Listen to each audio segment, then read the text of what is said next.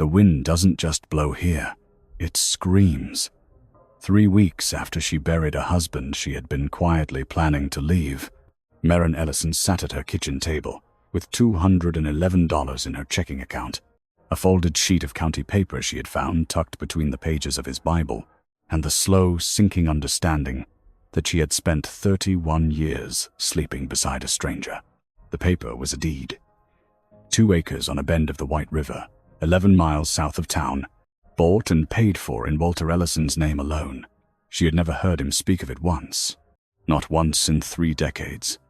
The men at her door after the funeral came with their hats in their hands. They stood on the porch and shifted their weight and said things like, "I'm awful sorry about Walt, and he was a good man." And then they went quiet, and they did not tell her what stood at the end of that gravel road. Behind a padlocked door on land she never knew her husband owned, was the thing that would take apart every assumption she had ever made about the dull, silent man she married. And once she found it, she could not put herself back together the same way again. Before we get to what she found, subscribe. Because the reason nobody told her is the part that changes everything. And I want you to hear it straight. Maren Ellison had been married to Walt for 31 years, and for the last 9 of them, she'd been keeping a folder in the bottom drawer of her dresser. Underneath the winter sweaters she only wore twice a year. Inside the folder were divorce papers. She had filled out everything but the signature line. She had carried that folder from one apartment to a rented house to the small place on Dollar Street they finally bought outright in 2014. And every time she moved it, she told herself the same thing. Not yet. Not this year. Maybe after. They met in 1992 at a fish fry the volunteer fire department put on every Labor Day. Maren was 25, waiting tables at a diner on the highway. Walt was 27, already driving for the gravel company. He hadn't said much that night either. He just kept refilling her tea glass without being asked. The whole evening, quiet and steady, until she finally laughed and said, "You planning to drown me?" And he went red to the ears and said, "No, ma'am.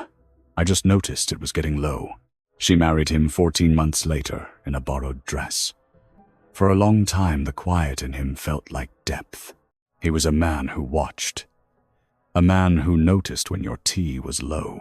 She had mistaken his silence for still water with something underneath, and for the first 10 years or so, she had been right. The cooling didn't happen all at once. There was no fight, no betrayal she could point to, no single morning she woke up and felt the temperature drop. It was slower than that, and crueler for being slow. It was 1,000 small evenings where she tried to tell him about her day, and he said, and kept his eyes on the television. It was the way he never seemed curious about anything, never asked a question, never started a conversation that wasn't about the truck or the weather or what was for supper. She wanted a partner she could talk to. What she had was a man who would refill her glass for 30 years, without ever once asking what she was thirsty for.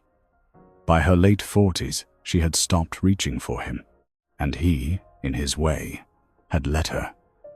They became 2 people who shared an address and a grocery list, and a bed they lay still in, back to back. The silence that once felt like depth had come to feel like a closed door she had quit knocking on. She knows now what was behind that door. That is the part she will never get over.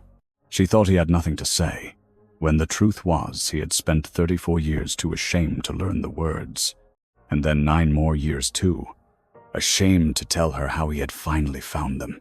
The closed door wasn't empty. It was just locked from the inside by a man who had been taught his whole life that what was behind it would make her think less of him. But she didn't know any of that yet at the kitchen table with the deed in her hands. All she knew for 31 years was that the lights were on, and nobody seemed to be home. Walt was never cruel. That's the thing that made it so hard to name. He never raised his voice, never raised his hand, never once in 31 years called her a name. He just wasn't there. He worked. He came home.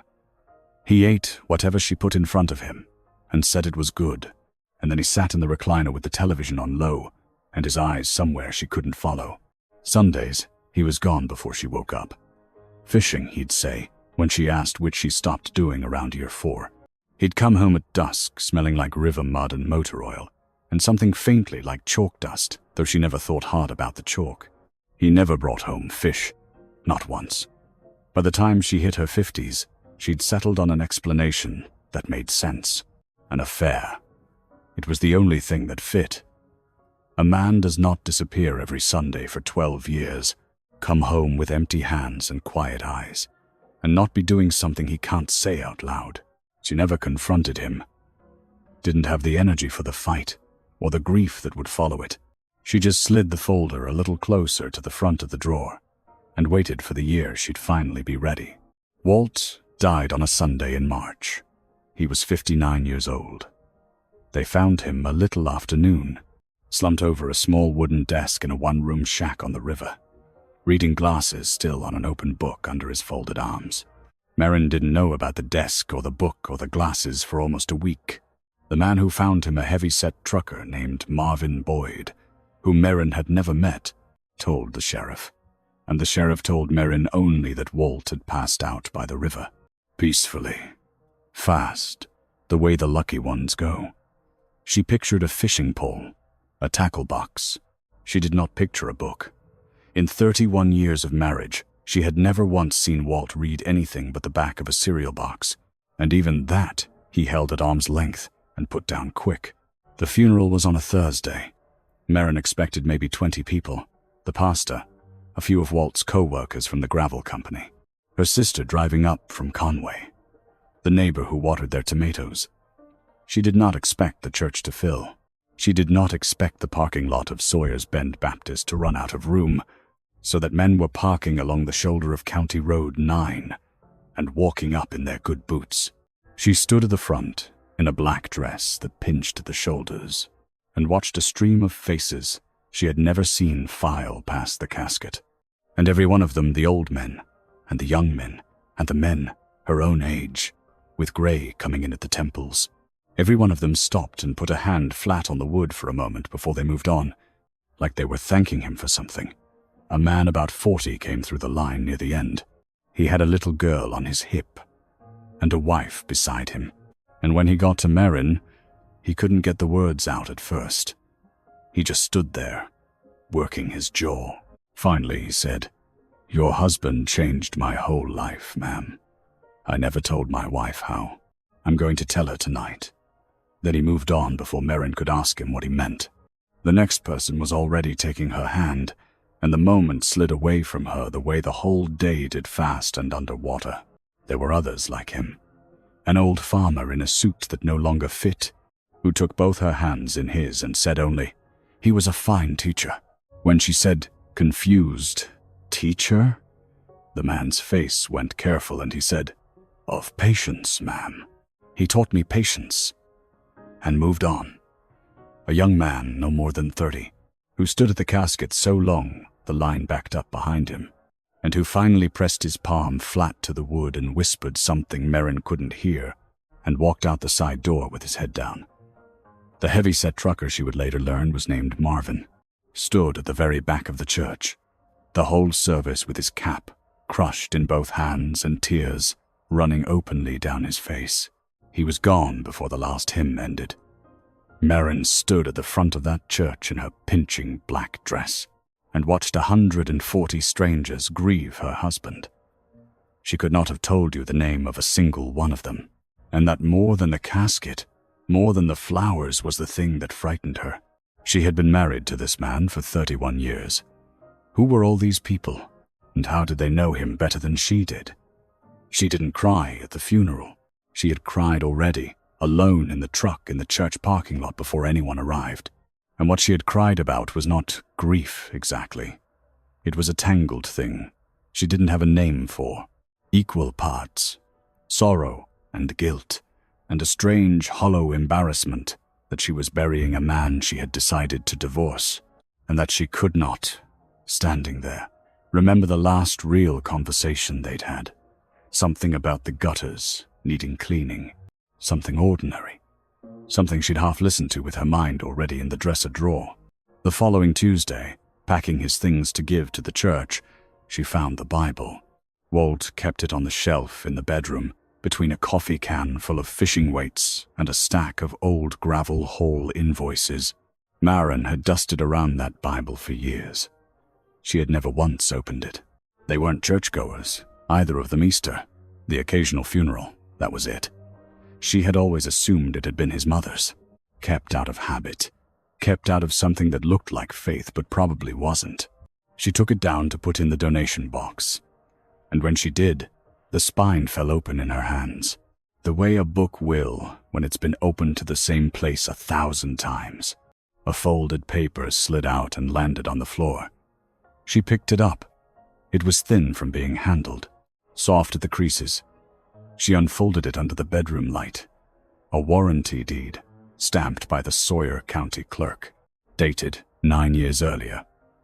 2 acres, parcel 14, Old Ferry Road, on the south bend of the White River. Grantee, Walter James Ellison. Purchase price, $1,400. She read it 3 times. Her husband had bought riverfront land 9 years ago for $1,400 and never said a single word about it. The same year she felt it hit her. A cold drop in her stomach. The same year she had first started filling out the folder in the drawer. Behind the deed, still inside the Bible, was a second piece of paper. This one stopped her breath. A hand-drawn map, Walt's handwriting. She would have known it anywhere. Big, careful block letters pressed hard into the page, like every word cost him something. Town to the river, 11 miles. Old Ferry Road circled twice. An arrow east along a line he had labeled gravel turn. And at the end, a small square and the word shack. Beneath it, 3 words she would spend the next month trying to understand. Keep it open. Maren sat down on the edge of the bed, deed in one hand, map in the other. The donation box at her feet, half filled with shirts. And for the first time since the church parking lot, she felt something other than guilt. She felt the floor of her certainty give way. She had been so sure. An affair. A coward who couldn't tell her he wanted out. She had built a whole quiet verdict against him over 12 years of Sundays. And here was a deed she had never seen, in a Bible she had never opened, with a map to a place she had never been, and 3 words in his hand that didn't sound like a man with something to hide. They sounded like an instruction, like he had known, somehow, that she would be the one to find it. She did not sleep much that night. Before dawn, she made coffee in the dark. She put the deed and the map in her purse. She drove 18 kilometers south with the heater rattling and the sun not yet up over the ridge. The drive out to the river took her through country she'd lived next to her whole life and never really looked at. Limestone bluffs turning pink in the early light. Cedar trees pressing down to the road on both sides. The smell of it coming through the cracked window, sharp and clean. Old Ferry Road turned to gravel after the second cattle guard, and the gravel was the color of dried blood, red Ozark dust that rose behind the truck and hung in the still air. She counted 3 mailboxes in 18 kilometers. She found the gravel turn where Walt had marked it. A break in the cedar just wide enough for a vehicle. 2 ruts worn deep with use, and now beginning to green over down the center, where nothing had driven in 3 weeks. She followed the ruts down through the trees and came out on a flat stretch above the river. And there it was, the shack. It was not much to look at. A single room, maybe 5 by 6 meters, sided in rough-cut board gone silver gray with weather. A tin roof, rusted at the seams but solid, pitched to shed rain toward the water. A stovepipe poking up through it. A small porch, just a few planks and 2 posts. A single window on the riverside with real glass in it, catching the morning light. A padlock on the door. And sitting on the porch step, watching her with its head tilted, was a dog. Medium size, brown and white, with 1 ear that stood up and 1 that flopped, missing its back left leg. It didn't bark, it didn't run. It just sat there on 3 legs and watched her cut the engine and step out into the cold red dust like it had been expecting her, or expecting somebody, and was disappointed but not surprised that it wasn't the man it wanted. "Hey," Maren said softly, The dog thumped its tail once against the plank and went still again. She tried the padlock. Locked. Of course. She walked the perimeter of the shack through grass, wet with dew that soaked her shoes, past a stack of firewood split and stacked tight under a tarp, past a rain barrel at the corner of the roof, until she came to the river window. She cupped her hands and looked through the glass, and she could not make sense of what she saw. Chairs. Not lawn chairs. Not fishing chairs. School chairs. The old wooden kind with a writing arm. A dozen of them in 2 neat rows facing the front of the room. A chalkboard on the far wall. A real one. Framed in oak, with words still written on it in Walt's blocky capital letters. A shelf, floor to ceiling, packed with books. A small wood stove and a blue enamel coffee pot on top of it. A desk at the front, and on the desk a book lay open, where someone had set it down and walked away, and a pair of reading glasses folded beside it. Walt's glasses. The ones she'd been told he was wearing when they found him. Merrin stood at that window for a long time. She did not understand what she was looking at, but she understood it was not what she'd believed. There was no other woman in this room. There was no betrayal she could name. There was a classroom hidden in the cedar on a bend of the river, and her husband had been driving out to it every Sunday for 9 years, and she had buried him without knowing it existed. That unanswered question, what was he doing in there, and why did he hide it from his own wife for 9 years? That's what she carried back to town. Subscribe, and I'll tell you what she found when she finally got someone to open that door. It changes everything she thought she knew. She drove back to town and went straight to the feed store.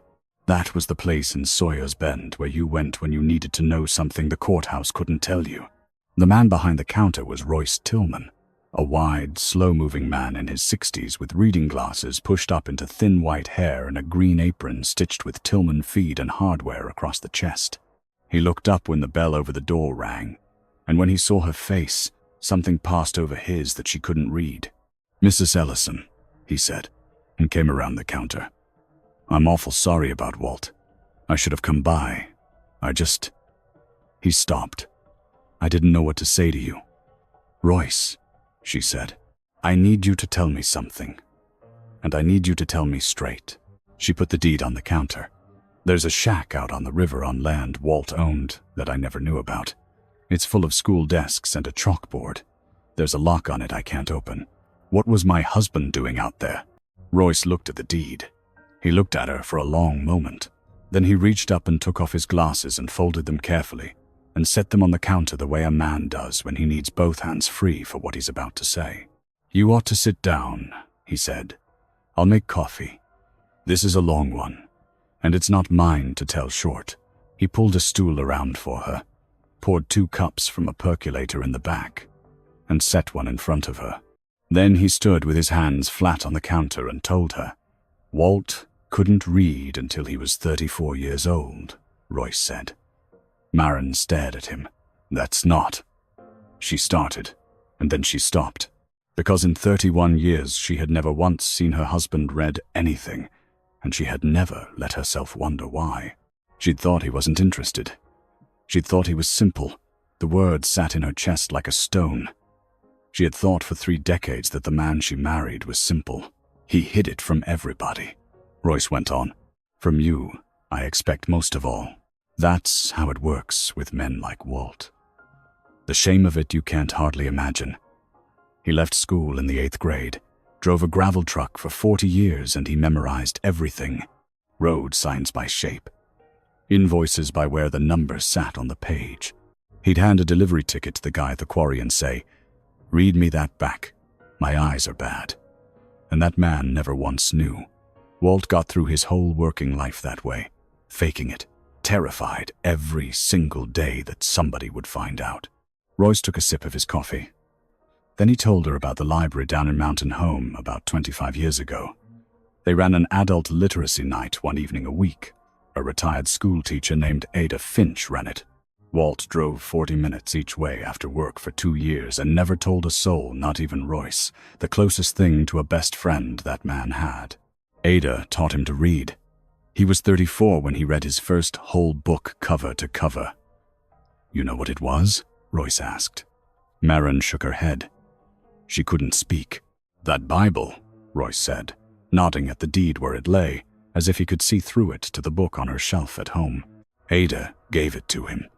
He read it slow, a page at a time, sounding it out for the better part of a year. It about killed him, and it about saved him. Both. Royce was quiet a moment, turning his coffee cup in a slow circle on the counter. He told me once what those first nights were like, he said.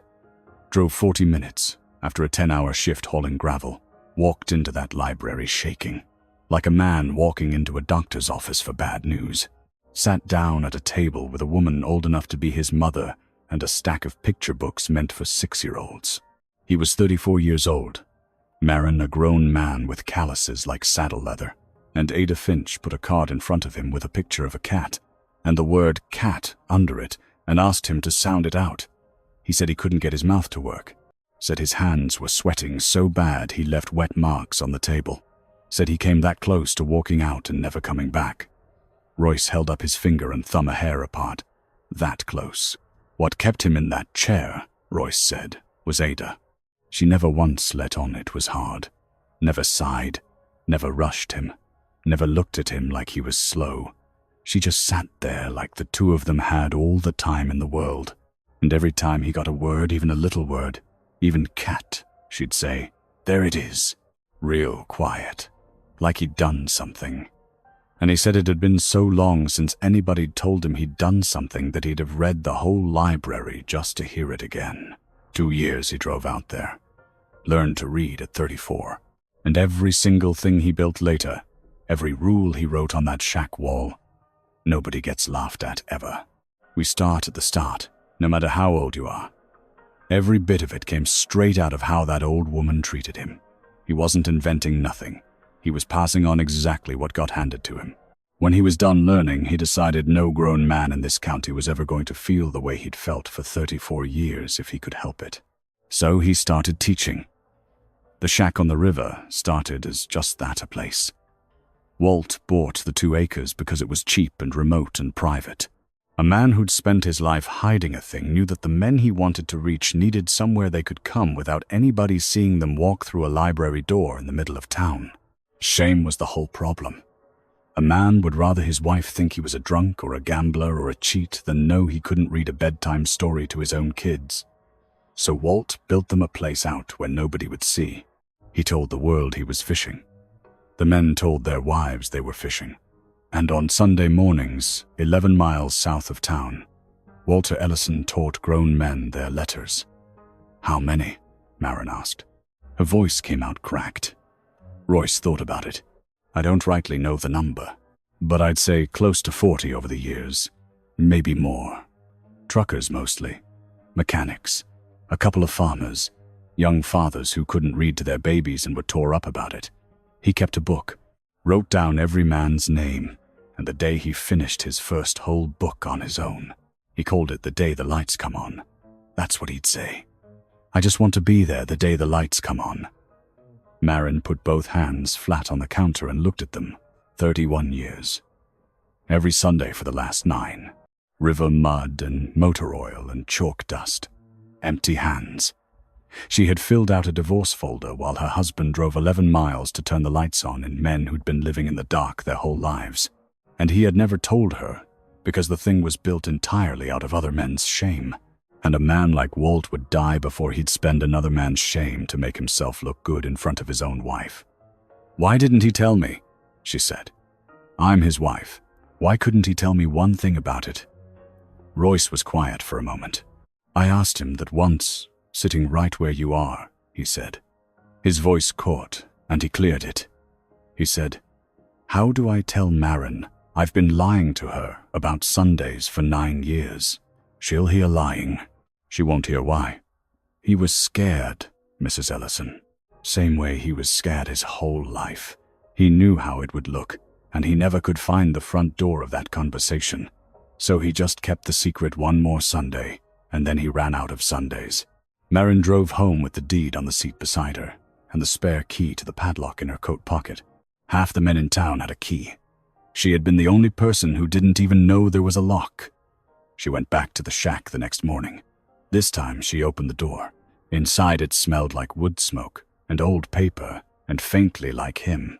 That gravel and cedar smell she'd known for 31 years soaked into the boards now. The three-legged dog followed her in and lay down under the desk like it had a spot there, which she understood now that it did. She walked between the rows of school desks, running her hand along the writing arms. They were worn smooth and dark where dozens of grown men had rested their forearms, learning to make their letters. She looked at the chalkboard. Walt had written in his hard block capitals the last lesson he'd never get to give, the quick brown fox. Below it a list of words. Thorough, neighbor, rhythm, the hard ones, the ones that broke the rules, the ones he'd have walked them through patiently one more time. On the desk was the book he'd died reading, still open, his glasses beside it. She picked it up, a thin paperback, a child's chapter book about a boy and a horse. The kind of thing you'd give a third grader.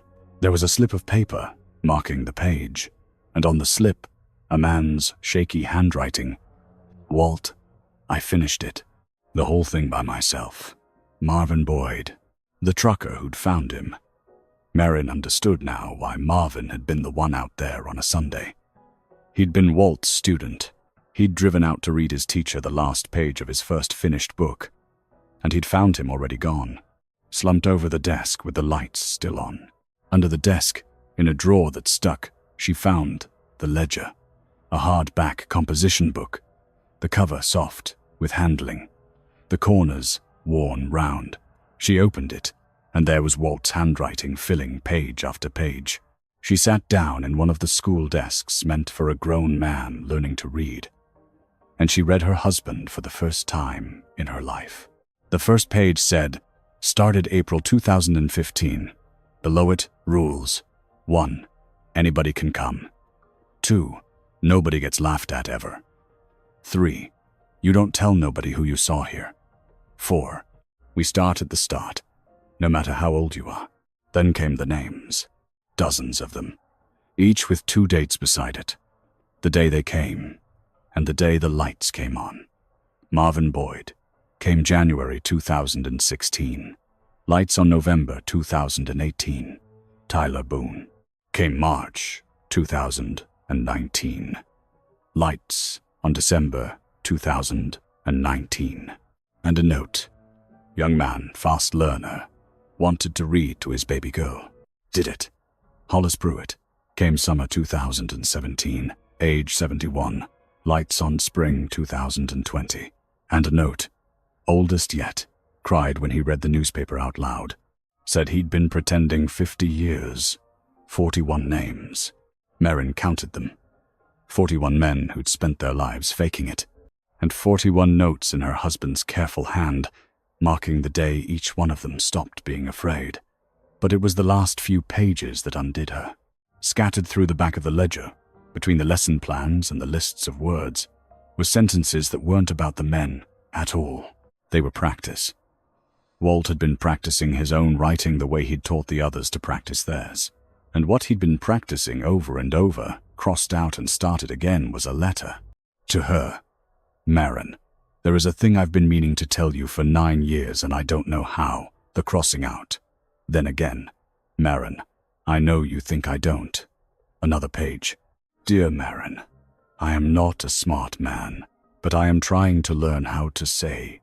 And it stopped. The last one, only a few weeks before he died. The handwriting steadier than the others, like he'd finally been getting close. Marin, by the time I get the nerve to give you this, I want it to be wrote good enough that you'll see I meant every word. So I am practicing.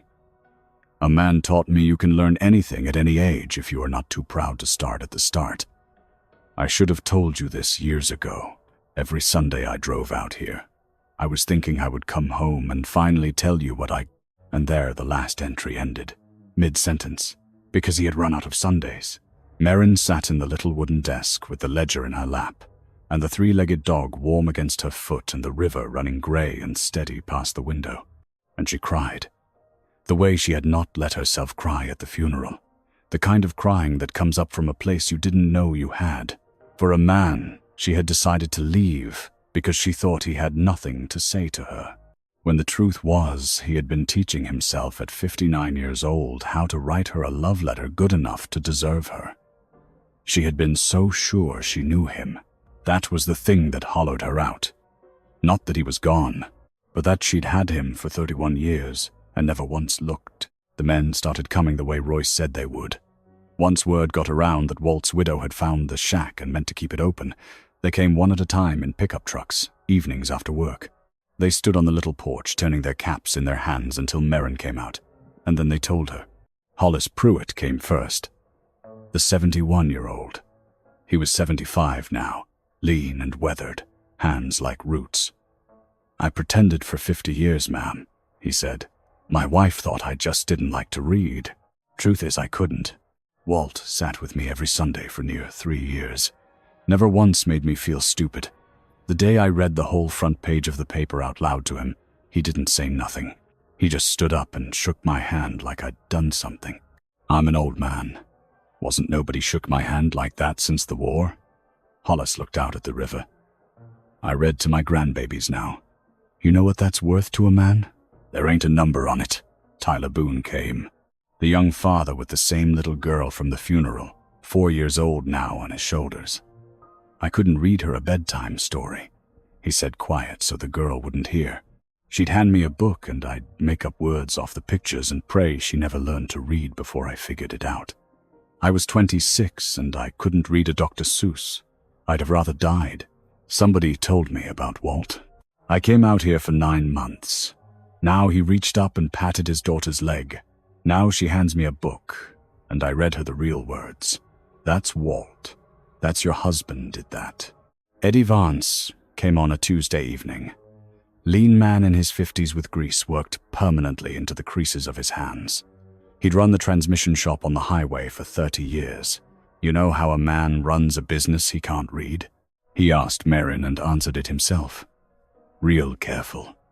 My wife did the books. I told her my eyes were bad. 30 years I told her my eyes were bad. I had every part number in that shop memorized by the shape of the box because I couldn't read the labels. The terror of it, ma'am. A customer hands you a work order, and you got about 4 seconds to figure out what it says without him knowing you can't. Walt taught him on Sundays for 2 years. First thing he read all the way through on his own was his own daughter's wedding invitation. She'd mailed it to him 6 months before, and he'd been carrying it around in his truck pretending he'd read it. I sat in that shack and read my own girl's wedding invitation out loud to Walt, and I had to stop twice.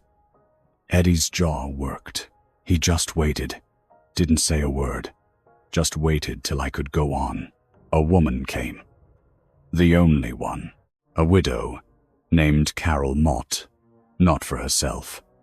She came to tell Merrin that Walt had quietly bent his own rule once. My husband, before he passed, he couldn't read, Carol said. He was dying, and it ate at him that he'd never read the Bible his mother gave him. Couldn't get up to drive to the river anymore. So Walt came to them, drove out to their place every Sunday for the last 4 months of Burl's life, and sat at the kitchen table and helped him read it.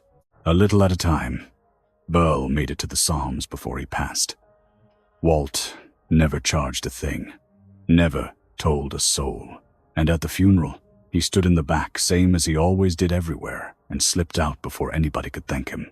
Carol pressed an envelope into Merrin's hand. This was the thank you note Burl wrote him. Took Burl a week to write it. Walt kept it, and Carol found it in that ledger drawer, and she thought Merrin ought to have it back. Inside the envelope, in a dying man's labored hand, 6 words.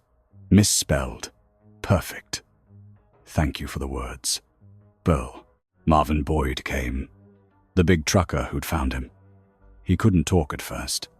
He sat on the porch step next to the 3-legged dog and scratched its good ear for a long while. Walt named that dog, he finally said. Showed up out here half-starved couple years back, missing the leg from a coyote trap. Walt fed him. I asked him what we ought to call it, and Walt looked at him a second and said, Deacon, 'cause he shows up every Sunday and don't say a word, and somehow you still feel better he's there. Marvin laughed, wet-eyed. That was Walt all over. quietest man I ever knew, and somehow the most words I ever learned came out of his classroom.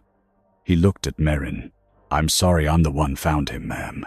I'm sorry that's how you had to picture it. But I'll tell you, his glasses were on and his book was open, and there was a little smile on his face. He died in the one place on this earth where he wasn't pretending to be anything but exactly what he was. There's worse ways to go. There ain't many better." Every one of those 41 men carried a piece of her husband she'd never been given. She had married a man and lived with him 3 decades, and it took his death and a shack full of strangers to assemble him in front of her. The man who came together out of all those pieces was nothing like the dull, distant figure she'd been quietly leaving for 9 years. He was the most patient man in 3 counties. He was a teacher. He had built something out of nothing, but his own old shame turned inside out into other men's freedom, and he had done it without ever once needing a single person to know his name. 3 days after the last man left, a white Ford with Arkansas plates pulled into Merrin's driveway, boat hitch on the back. A man got out, who looked about 50, clean-shaven, pressed jeans, a polo shirt. He carried a leather folder the way a salesman carries his best offer. Walked up the path like he already knew she'd say yes. "Mrs. Ellison." He held out his hand when she opened the door. Firm grip, brief, Curtis Dwyer. "I'm sorry to bother you at home. I know you've been through a lot." He let that sit a second. "I want to talk to you about your husband's river property. I understand you've been out there. I'd like to make you an offer." Merrin stood in the doorframe with the screen between them.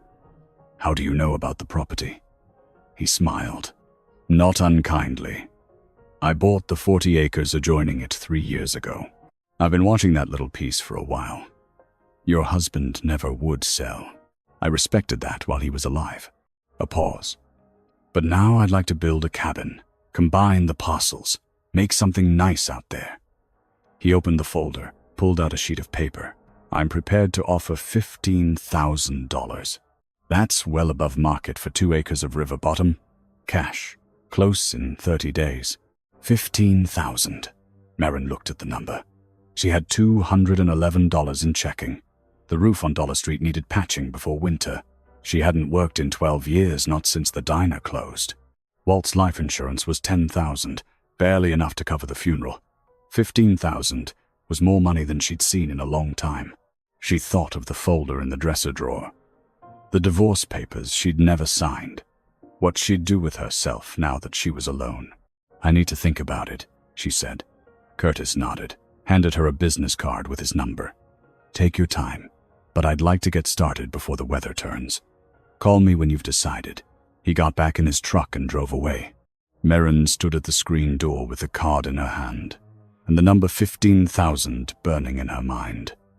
That night she drove out to the shack, sat in Walt's chair at the front desk. The 3-legged dog curled at her feet. She opened the ledger and read the names again, one by one. Marvin Boyd, Hollis Pruitt, Tyler Boone, Eddie Vance, Burl Mott. 41 men, each with a date the lights came on. She thought about what 15,000 would mean. A new roof, a cushion, breathing room. She thought about what it would cost to lose this place. She had spent 31 years not knowing her husband. Now she had the chance to know him through the thing he built. And someone wanted to tear it down and build a cabin. She thought about the practice letter in the back of the ledger. "Merrin, I know you think I don't," and the one that stopped mid-sentence because he ran out of Sundays. He had been trying to tell her, practicing how to tell her, and she had been filling out divorce papers in the same years he was learning to write her a letter good enough to deserve her. She had never looked, but she was looking now. She closed the ledger and walked to the chalkboard. Ran her finger over the words Walt had written the last lesson he never got to give. The quick brown fox jumps over the lazy dog. The sentence that uses every letter of the alphabet. The sentence you learn when you're learning to read. The sentence you teach when you're teaching someone else. He had written it there for a man who was coming next Sunday. A man who would show up and find the teacher gone, and the lesson still on the board. She looked at the river through the window. Gray and steady, same as it had been for 1,000 years, same as it would be long after she was gone. She thought about the men who had sat in these desks, grown men with calloused hands and shame in their throats, learning to sound out words so they could read to their children or their wives or their dying mothers. She thought about Walt, 34 years old, driving 40 minutes after a 10-hour shift to sit at a table with a retired teacher and a picture book about a cat, what it cost him to keep coming back, what it cost him to never tell her. She folded Curtis Dwyer's card and put it in her pocket. She was not going to call him. Not yet. Maybe not ever. She didn't know what she was going to do with this place, but she knew she was not going to let someone turn it into a cabin. Not while there were still men in this county who could not read their own mail. Sunday morning, a week after Curtis Dwyer made his offer, Merrin woke before the sun was up, the same way Walt used to wake. She made coffee in the dark, pulled on her boots, and drove the 11 miles south with the truck heater rattling and the sky still black over the ridge. She did not know why she was going. She only knew she could not stay in that house on Dollar Street with the folder in the drawer and the empty recliner and the silence that had finally stopped feeling like peace and started feeling like a waiting room. She pulled up to the shack in the gray light, and there was a truck she did not recognize parked in the ruts. Old Ford, primer gray on one fender, Arkansas plates. A man sat on the porch step with his head in his hands. When her headlights swept over him, he stood up fast, like a kid caught somewhere he should not be. Maybe 30 years old, thin, work boots and a flannel shirt that had seen better days. The three-legged dog was sitting beside him, tail wagging. Merrin cut the engine and got out. The man looked at her with a kind of desperate hope that made her chest tight. "Is Walt here?" he said. "I know I'm early. I can wait. Somebody told me about this place. Told me to come on a Sunday. I need..." He stopped, swallowed. "I need some help. I got a little girl. She's 5. She brought home a book from school and she wants me to read it to her, and I can't. I can't read it. I've been pretending for 5 years and I can't do it no more." Merrin stood in the cold dust of the driveway and looked at this man who had driven out here alone in the dark to ask a stranger for help with the thing he was most ashamed of in the world. And she understood, all at once, what Walt had been doing for 9 years. Not teaching letters. Teaching men how to walk through the door of their own shame and find somebody on the other side who would not laugh. "Walt's not here," she said. The man's face fell. "He passed away a few weeks ago. I'm his wife. My name's Merrin." The man stood there, hands hanging at his sides, the hope draining out of him. "Oh," he said. "I'm sorry, ma'am. I didn't know. I'll go." He turned toward his truck. "Wait," Merrin said. The word came out before she knew she was going to say it. The man stopped. She looked at the shack, at the chalkboard through the window, at the desks inside, at the ledger with 41 names. She looked at this man who had driven out here in the dark because he could not read to his daughter. She thought about Walt, 34 years old, shaking at a library table while a retired teacher put a picture of a cat in front of him. "I can't teach you," she said. "I don't know how, but I know somebody who does, and I know where the key is. Come back next Sunday. I'll have somebody here who can help you." The man looked at her for a long moment. "You sure?" he said. "I don't want to be a bother." "You're not a bother," Merrin said. And she realized she meant it. After he drove away, Merrin sat on the porch step where he had been sitting and looked at the river. The three-legged dog came and leaned against her leg. She put her hand on his head and thought about what she had just done. She had promised a stranger that she would keep this place open. She had no idea how to do it. No money, no teaching experience, no plan. But she had a key, and a ledger full of names, and a husband who had spent 9 years building something she had never known about. And she had a folder in a dresser drawer that she was finally ready to close. She drove home, went straight to the bedroom, pulled the drawer open. The folder was still there. The divorce papers filled out but unsigned. She took them out, sat on the edge of the bed. Read them one more time. Then she tore them in half, and half again, and dropped the pieces in the trash can beside the dresser. She found Royce Tillman's number in the phone book and called him. "Royce," she said, "I need your help. There's a man coming to the shack next Sunday who needs to learn to read. I don't know how to teach him." but I know some men who do. Can you help me call them?" There was a long silence on the other end. Then Royce said, "I'll be there Sunday. And I'll bring Hollis. He's been wanting to help." Marin hung up the phone and stood in the kitchen of the house on Dollar Street. The sun was coming through the window. She had $211 in checking, and a roof that needed patching, and a shack on a river she had never known about. And for the first time in 31 years, she was not waiting for something to happen. She was making it happen. 1 year later, Marin stood at the window of the shack and watched a pickup truck pull up in the red dust. Not a student this time. A woman, about 40, with a stack of books in her arms. The third volunteer teacher who had come to help since word got around. The first had been Ada Finch herself, retired and 82 now, who drove out one Sunday with a box of primers and said, "I heard Walter's school was staying open. I thought you might need these." Marin had cried. Ada had patted her hand and said, "He was my best student." It's not every man who learns to read at 34 and spends the rest of his life giving it away. The school had grown in ways Marin never planned. Sunday mornings still, but now also Tuesday evenings. Not just men anymore, but a few women who had carried the same secret, not just reading, but writing. A man who had learned his letters under Walt was now teaching others.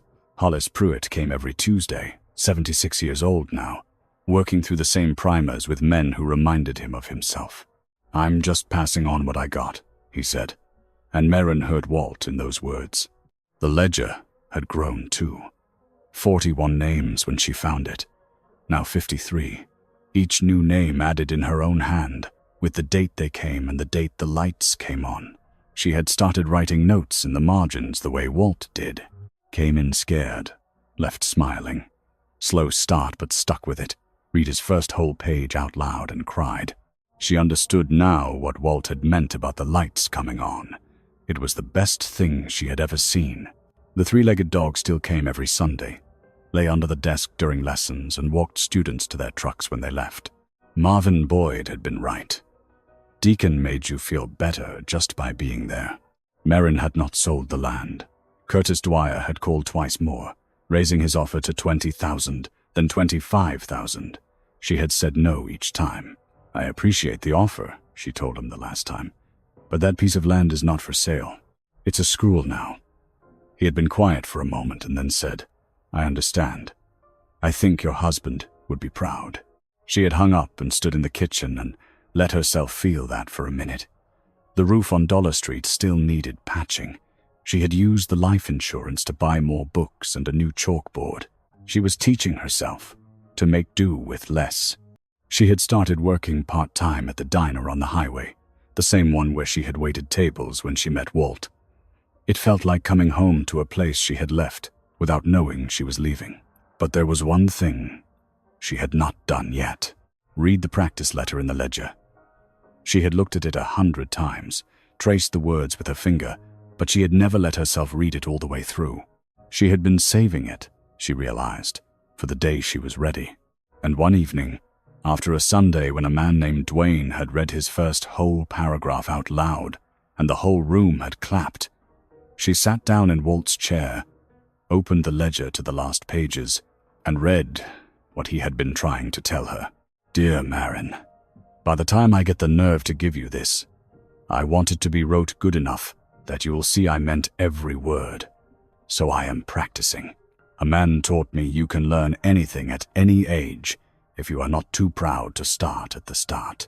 I should have told you this years ago. Every Sunday I drove out here, I was thinking I would come home and finally tell you what I was doing.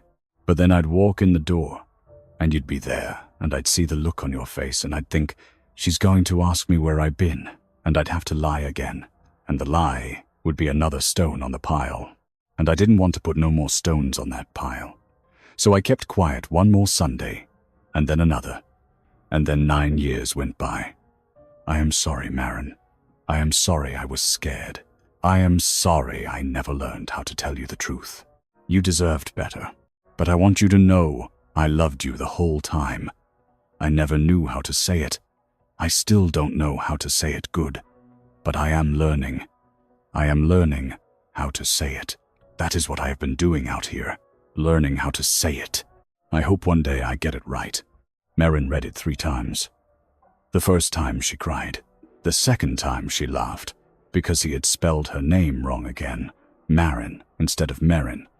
And she had never told him because she liked how it sounded in his voice. The third time she folded the paper carefully and put it in her pocket next to her heart, where she would carry it for the rest of her life. She sat in the chair and looked out the window at the river running grey and steady in the evening light. The 3-legged dog was asleep under the desk. The chalkboard still had the quick brown fox on it, but underneath someone had added, in a shaky hand, Walt was here. She did not know who had written it. She did not need to know. She thought about the folder in the dresser drawer, the one she had torn up a year ago. She thought about the 31 years she had spent not knowing the man beside her. She thought about the 9 years he had spent learning how to tell her. She thought about the 41 men whose lights had come on in this room, and the 12 more since, and the ones still coming. She thought about the man who had shown up on the porch that first Sunday, the one she had sent home with a promise. He had finished his first book last month, a children's book about a bear, and he had read it to his daughter. She had brought him a plate of cookies the next Sunday, homemade, with a note that said, "Thank you for my daddy," in a 6-year-old's wobbly letters. Merrin stood up, walked to the chalkboard, and picked up a piece of chalk. "Under Walt was here," she wrote, in her own steady hand, "and so am I." She stepped back and looked at it. The 3-legged dog stretched and came to lean against her leg. She put her hand on his head and watched the river. She had spent 31 years waiting for a man to tell her something. He had spent 9 years learning how, and in the end he had told her not in words, but in this, a room full of desks, a ledger full of names, a school built out of shame and patience, and a love so quiet she had almost missed it. But she had not missed it. She had found it, and she was going to keep it open. 2 years after the first man showed up on the porch, the shack wasn't a shack anymore. Marvin Boyd showed up one Saturday with a truck full of lumber and a cooler of sodas, and behind him came a half-dozen other men who had learned their letters in that room. They worked from sunup to sundown, measuring and sawing and hammering, and by the time the light went gold on the river, the porch was twice as wide as it had been. There was a bench along the wall now, and a roof that kept the rain off the boots that waited outside the door. Merrin stood in the doorway with a hammer in her hand and watched them work, and she understood for the first time what it meant to be part of something that was not about her. The school had a name now. Hollis Pruitt painted it on a board over the door, the White River. Learning House white letters on a blue background, and under the name he had painted a small open book with a light coming out of it. Hollis was 76 now, and he had learned to paint signs in his 70s because he wanted to leave something behind. "I ain't got much time left," he told Merrin, "but I got steady hands and I can read now, so I'm going to make things that say things." Merrin cried when she saw the sign, and Hollis pretended not to notice. The school was no longer just for Sundays. Tuesday evenings were for beginners, men and women who had never held a book the right way and needed to start at the very start. Thursday mornings were for women who could not get away on weekends, who had been hiding the same secret as the men, who had been pretending for decades that they just did not like to read. Saturday afternoons were for anyone who needed extra help. There were 6 volunteer teachers now. Tyler Boone taught on Tuesday nights, the same young father who had come to Walt, unable to read a Dr. Seuss book to his daughter. She was in kindergarten now, and Tyler had started teaching because, he said, "I got to pass it on." That's what Walt would want. Merrin had become the keeper of the ledger. She added every new name in her own hand, the date they came, the date the lights came on. She had learned to recognize the signs. The way a man would hold a book differently after he finished his first page. The way his shoulders would drop. The way he would look up and meet her eyes for the first time without flinching. She had learned to say, "There it is," the way Ada Finch had said it to Walt, quiet and steady, like the person had just done something worth noticing. The 3-legged dog had grown old. Deacon moved slower now, gray around the muzzle, but he still came every Sunday and lay under the desk during lessons. The students brought him treats, and he accepted them with the dignity of a creature who knew he was essential to the operation. "He's the real teacher," Marvin Boyd said one afternoon, scratching Deacon's good ear. "He don't care if you can read or not. He just shows up. That's the whole secret." Marin had made peace with the house on Dollar Street. She had patched the roof herself, with help from Royce Tillman, who had showed up one Saturday with a ladder and a roll of tar paper and said, "You can't run a school from a leaky kitchen." They had worked side by side in silence for most of the morning, and then Royce had said, without looking at her, "Walt would be proud of you." Marin had kept her eyes on the shingle she was nailing. "I know," she said, and she had meant it. The folder in the dresser drawer was gone. She had burned the pieces in the wood stove at the shack one cold evening, watched the paper curl and blacken and turn to ash. She had not told anyone, but she had felt lighter afterward, like she had finally put down something she had been carrying for so long she had forgotten it was in her hands. The practice letter was framed now. She had taken it to the hardware store in town and bought a simple wooden frame, and she had hung it on the wall of the shack above the chalkboard, where the light from the window fell on it in the afternoons. Students would look up from their primers and see it, and Marin would watch them read it slowly, sounding out the words, and she would see something shift in their faces when they got to the end. "I loved you the whole time," that was the line that got them every time.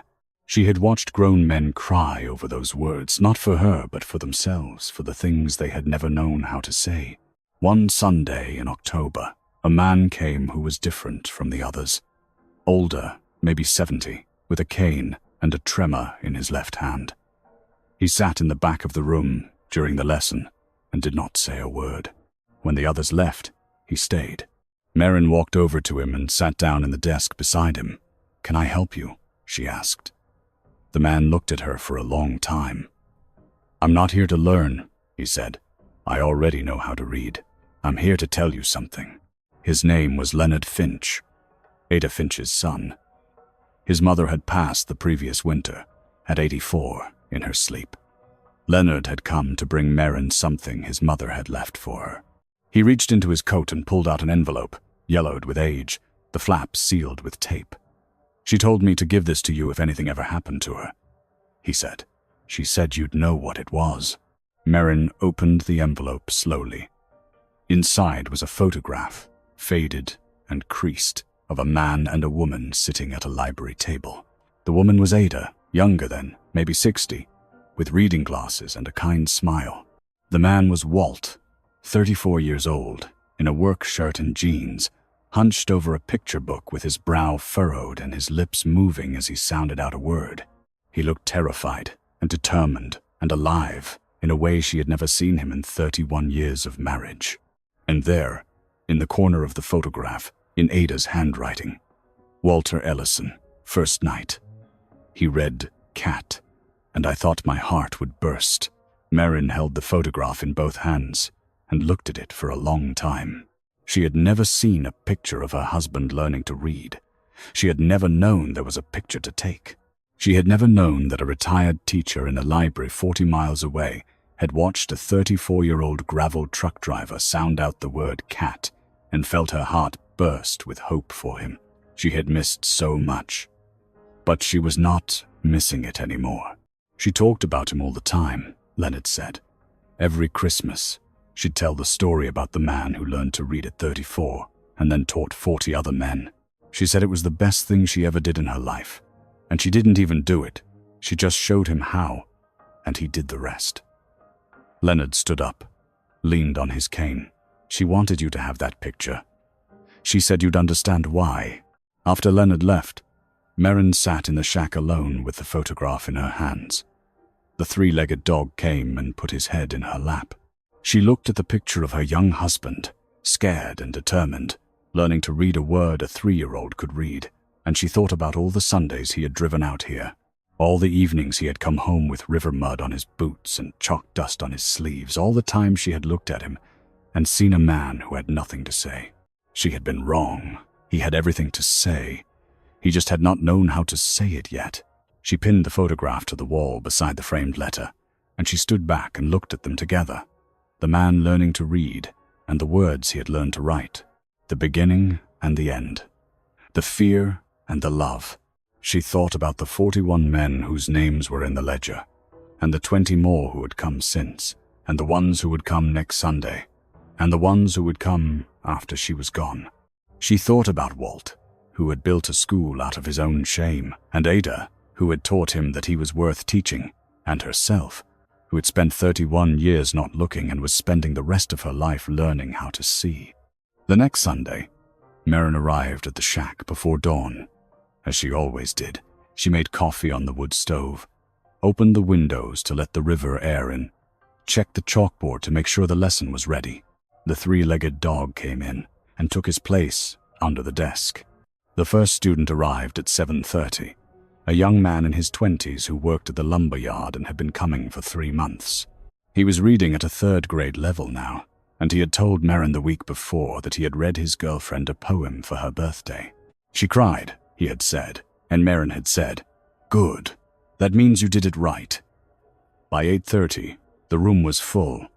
8 students, 3 teachers, and the dog.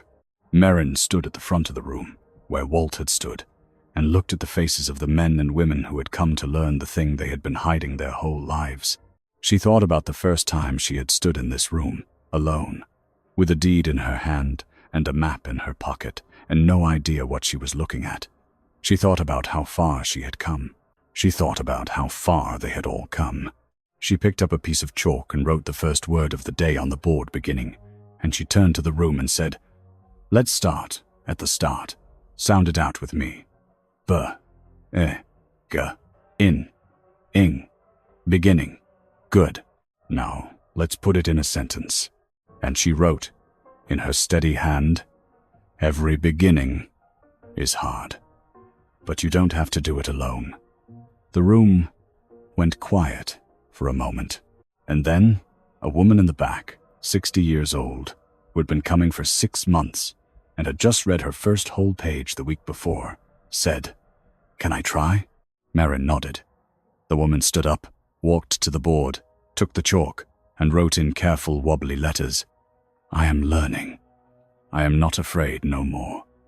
The room was silent, and then someone started clapping, and then everyone was clapping, and Merrin stood at the front of the room with tears running down her face and thought, this is what he meant. This is what the lights coming on feels like. After the lesson, after the students had gone home, and the dog had curled up in his spot, and the river had gone grey and quiet in the evening light, Merrin sat in Walt's chair and opened the ledger to the last page. She wrote the date, and under it she wrote the name of the woman who had written on the board. Darlene Foster, October 12. Lights on. She closed the ledger and put her hand on the cover. The three-legged dog sighed in his sleep. The river kept running. She thought about the morning she had found the deed, sitting at the kitchen table with $211 in checking and a folder full of divorce papers and a husband she had decided she knew. She thought about the drive out to the shack, the red dust rising behind her truck, the three-legged dog on the porch, the chalkboard with words she could not understand. She thought about Royce Tillman in the feed store, telling her the truth she had never asked for. She thought about the ledger and the names and the practice letter that had taken her husband 9 years to learn how to write. She thought about the man who had shown up on the porch that first Sunday, the one who could not read to his daughter. He had finished his first chapter book last month, and his daughter had drawn him a picture of a bear reading a book, and he had brought it to Merrin with tears in his eyes. "I never thought I'd be the kind of father who reads to his kid," he had said. "Now I am." Merrin had framed the drawing and hung it next to the photograph of Walt learning to read. She thought about Curtis Dwyer, who had stopped calling after the third no. She had heard he built his cabin on the other side of his property, further up the river, and that he had come to the school one Sunday just to see it. He had stood in the back for an hour, watching, and then he had left without saying a word. But the next week, a check for $500 had arrived in the mail, with a note that said, "For the school. Here is what that quiet man left behind." And it was never the 2 acres or the shack or the river. Walter Ellison spent 34 years believing that the thing he could not do made him less of a man, and he wasted 3 decades hiding it from the people who loved him. Then a patient woman taught him that you can begin anything at any age if you are not too proud to start at the start, and that one lesson turned the rest of his life inside out. He learned to read at 34. He taught 41 others before he was done. And the only reason his own wife almost left him was that he carried his learning the way he'd carried his shame, in silence, alone, certain that no one would understand. So if there is one thing to take from Merrin and Walt, let it be these two things, because they are the same thing turned two ways. First, it is never too late to learn, and there is no shame in not knowing yet, only in being too proud to begin. And second, do not decide you know a person by how quiet they've gone. Silence is not the same as having nothing to say. Sometimes, the people who say the least are carrying the most, and the only way you will ever know is to keep knocking on the door long after you've convinced yourself the room behind it is empty. Walt never got to finish his letter, but Merrin finished it for him every Sunday in a small room on a bend of the river, one more set of lights at a time. And that is the truest inheritance any of us can leave. Not what we own, but what we teach. Keep it open. Subscribe if this kind of story is your thing. There are more where this one came from. And drop a comment. What's the one thing you've been putting off because you thought it was too late to start?